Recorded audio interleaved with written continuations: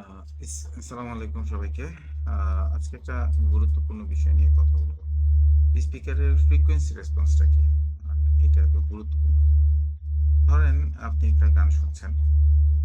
গানের মাঝখানে ৩ টা লেয়ারে সাধারণত সাউন্ড থাকে। একটা হচ্ছে বেস, আরেকটা হচ্ছে মিড, আরেকটা হচ্ছে ট্রেবল।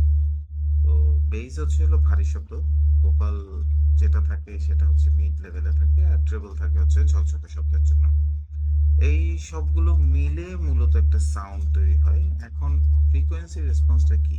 একটা স্পিকারের কত নিচ থেকে কত উপর পর্যন্ত সে সাউন্ডটা পরিষ্কারভাবে প্লে করতে পারে, সেটাই বোঝা যায় হচ্ছে ফ্রিকোয়েন্সি রেসপন্স থেকে। স্পিকারের স্পেসিফিকেশনে সাধারণত এরকম লেখা থাকে যে 45 হার্জ থেকে 20 কিলো হার্জ, বা 150 হার্জ থেকে 18,000 হার্জ বা 18 কিলো হার্জ পর্যন্ত দেখা যায়।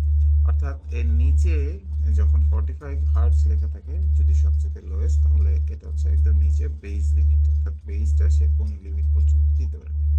আর সর্বোচ্চ যেটা থাকে সেটা হচ্ছে অ্যাকচুয়ালি ট্রেবল লিমিট।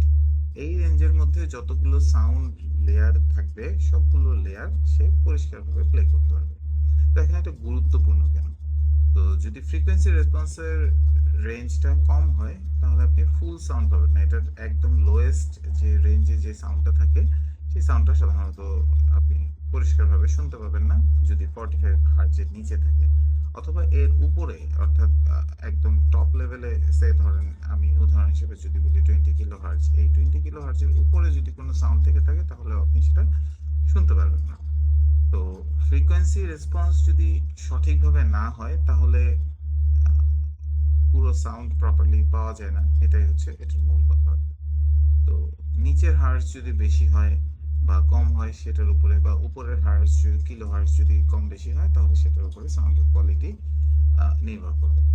আর এখানে পুরো ব্যাপারটা আসলে আরেকটা পয়েন্ট আছে, সেটা হচ্ছে যে অনেক সময় লেখা থাকে 50 হার্টজ টু 20 কিলো হার্টজ। এখন প্রশ্ন হলো, এই পুরো রেঞ্জে কি স্পিকার ব্যালেন্স সাউন্ড দিচ্ছে কিনা, নাকি কিছু জায়গায় সাউন্ড কমে যাচ্ছে বা বেড়ে যাচ্ছে? এই জায়গাটাই আসলে কোয়ালিটি বোঝায়। প্রফেশনাল সাউন্ড সিস্টেম ডিজাইন করার সময় আমরা সবসময় দেখি যে স্পিকারের ফ্রিকোয়েন্সি রেসপন্সটা কেমন, অ্যাপ্লিকেশনটা কি, অর্থাৎ পি সিস্টেম হবে না কনফারেন্সে হবে না মিউজিক শোতে ব্যবহার করা হবে, রুম সাইজ কেমন হবে। এর কারণ, ভুল ফ্রিকোয়েন্সি সিলেকশন মানে সাউন্ড ঠিক মতন ডেলিভার হবে না। অর্থাৎ সংক্ষেপে যদি বলি, ফ্রিকোয়েন্সি রেসপন্স আপনাকে বলে দেয় সাউন্ড স্পিকার কতটুকু সুন্দরভাবে রিপ্রোডিউস করতে পারবে, সাউন্ডের ক্ল্যারিটি, বেসের ডেপথ, তারপর ওভারঅল লিসনিং এক্সপেরিয়েন্সটা কতটুকু ভালো হবে, এটা। তো স্পিকারের যখন কিনবেন, তখন ফ্রিকোয়েন্সি রেসপন্সটা অবশ্যই দেখে নেবেন। তাতে হয়তো একটা পারফেক্ট সাউন্ড পাওয়ার সম্ভাবনা থাকবে। আর যত যত বেশি রেঞ্জের নিতে পারবেন, তত পারফেক্ট সাউন্ড ক্যারি করতে পারবে আপনার স্পিকার। তো আজকের ভিডিও এখানেই শেষ। ভালো লাগলে লাইক, শেয়ার, সাবস্ক্রাইব করতে ভুলবেন না। ধন্যবাদ।